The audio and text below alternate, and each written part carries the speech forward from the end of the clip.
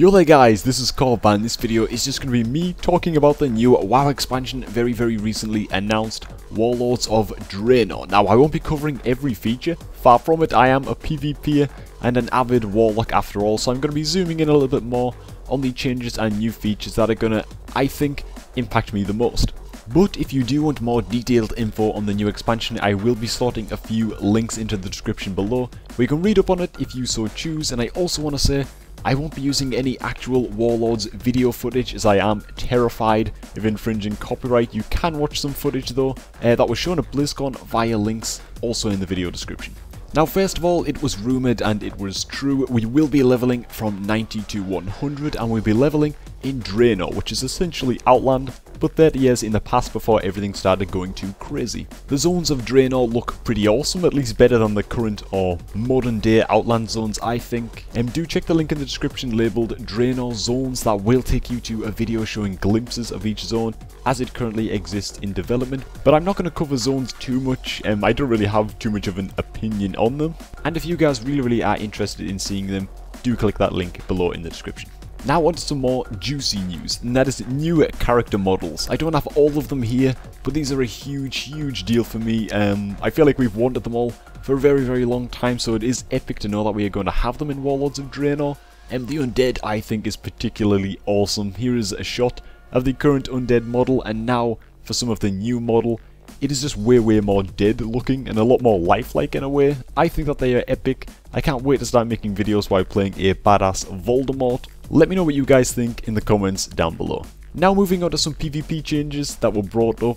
In Draenor there is to be a new world PvP zone, and it was described by the devs as a sandbox. And what they meant by this is that unlike Tolbarad and Wintergrasp, this new zone will not have a timer that counts down to when the battle begins. The fighting and conflict and ganking in this zone will be flowing at all times. They mentioned that each faction will have mini bases throughout the zone, and there will be various hotspots that will need to be contested. I think that this will mean there are to be towers or beacons to capture or hold, and as long as you hold them, your faction while in the zone is given a buff. It might be something like increased damage or something along those lines. Or there could be buildings like barracks to capture which spawn elite NPC guards to help you in battle. It is all just speculation, but it is definitely exciting to see a good step in the direction of world PvP again. First there were flying mounts, then elite guards started being placed everywhere to defend PvEers, and now PvE gear outright destroys PvP gear in world PvP. If all of those issues can be avoided with this zone, it is going to be a lot of fun and a certain source of clips that will be making their way into many of my montages to come. Now for another big ass change, and it is this time to arenas. The new arena system is going to be called Trial of the Gladiator. Their words, not mine. All arena gear from the moment you hit level 100 will now be absolutely free to acquire from a Trial of the Gladiator vendor. In short, you don't need to buy arena gear ever again. And they also said that PvE items will simply not work in arena. Now this is insane, and it is a step I was sure Blizzard would not take. I think I like it. If it means everyone is going to have the same gear in arenas, then it is definitely a good thing. But this idea does leave me a little bit bewildered. Does this mean that gear bought using honor points farmed through Battlegrounds can only be used in either world PvP or Battlegrounds? Can this free arena gear be used in rated Battlegrounds 2 or only arenas? When the new arena season comes out, will we be given new cosmetics to our current arena gear in our bags, or do we have to go back to the vendor and instantly buy a new set? Or will there be some kind of rating requirement to unlock the new arena set cosmetics as they are released at the start of each new season? I really do wish that they went through this change a little bit more. I took a double take when I heard it, not sure that I caught it quite right, but they really didn't go into much detail, they kind of just sped past it. Anyways, again, let me know what you guys think of this change. I'm sure a lot of people are going to have different feelings on this one for sure. Next up, there's going to be a couple of changes to Battlegrounds, one involving a new scoreboard UI, which looks much cleaner, but I haven't been able to grab a screenshot for you of that just yet. And the other change involves random rewards. I'm guessing that these extra mini rewards are earned by queuing for the Call to Arms battleground or queuing for a random BG. And the rewards include blobs of bonus honor and items. Now, bind on equip items were mentioned, meaning that if you get one of these, you could sell it on the auction house if you don't want to use it. I'm not 100% sure if you can obtain actual PvP gear through this random reward system, but it's there and it's definitely not a bad thing. Next up we have a new feature I was very excited about, and that is your ability to create your very own garrison. You can build and upgrade structures on the plots of land within, like inns, blacksmiths and mage towers. You can choose which Draenor zone you want your garrison to be set in, and it will essentially serve as what some people are calling player housing. You can also collect followers, which are NPCs that you can send out on quests or to complete dungeons. You don't need to supervise these little minions of yours. They go out and do their thing, then bring back to you whatever loot they might pick up. Now, I was excited about garrisons for one reason, and that was the idea of attacking, looting and essentially destroying an enemy garrison. Sadly, from what has been said so far, this is just never going to happen. Garrisons can only be accessed by members of your faction if you choose to invite them. Unsurprisingly, these strongholds are instanced. And I really can't see Blizzard implementing an attack or defense mechanism to garrisons regarding PvP. Also, these followers are not real players at all. They are not guildies or friends, they are NPCs whose only use so far is to acquire PvE rewards like items and gold, and I think profession mats for you. They cannot go farm honor points for you while you're offline. So I was hoping for something similar to what Wildstar is planning to do, and groups of friends building a fortress, upgrading it, then engaging in warfare with the forts of other players, but it doesn't look likely at all.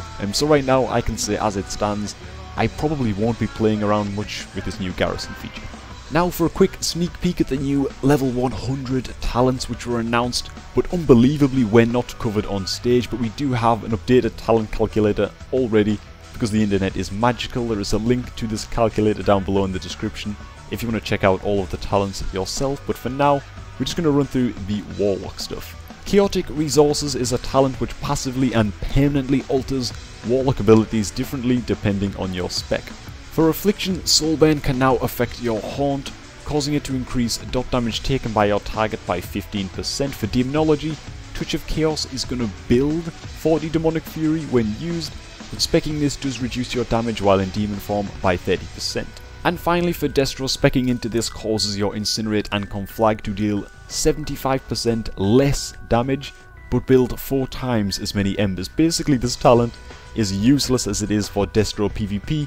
Not quite sure about the other 2 specs though, but in PvP for Destro, Chaos Bolts cannot be relied on for damage. They get stopped too easily. Specking into this will give you a ton of embers, but you probably won't be doing much damage with them. You will live forever because of ember taps, but you won't be the most useful Warlock. Still, very early days of course, but right now this talent does need some work on it, or will end up being a PvE only talent at the very most. Next up, Cataclysm is a 2.6 second cast, 1 minute cooldown AoE bomb that applies either Corruption or Immolate to all targets hit. I can feel uses for this already in Battlegrounds for sure. The cast time does make me gulp with trepidation, but again, it is early days. We aren't sure what kind of damage this ability will end up doing, so it might need a long cast time if it hits like an atom bomb. We're just going to have to wait and see. And last up is Demonic Servitude. It says here to me it has a cooldown and a cast time, but I'm guessing it is a bug, as it is a passive effect, and this effect allows you to control your Infernal and Doomguard demons permanently. For this to work as a PvP talent, they would have to add more utility to the Infernal and Doomguard, maybe give them stuns or silences, just so they have something more to offer than just damage, and I'm pretty sure this will happen, or else this talent too will end up being a PvE only talent. Now, one topic that hasn't yet been raised, at least on day 1 of BlizzCon, is the issue of the so-called number squish. It has been rumoured and even demanded by a lot of players that all stats are going to be scaled way down, so our health pools are far below the 100k mark again, and damage is also down to more sensible numbers. But nothing has been mentioned yet. I'm really in favour of the number squish, so I'm quite bummed that they haven't brought it up. But yeah, those are my thoughts on what has been revealed so far about Warlords of Draenor. I want to literally see a billion comments below. I want to hear everything you guys have to say about these. This video has just been a whole lot of me talking, so I'm sure you guys have a lot of your own ideas brewing. But anyways, that is going to be all from me. I'm going to thank you all for watching. I hope you're all at least a little bit excited by some of the things announced, and I'm going to catch you all later.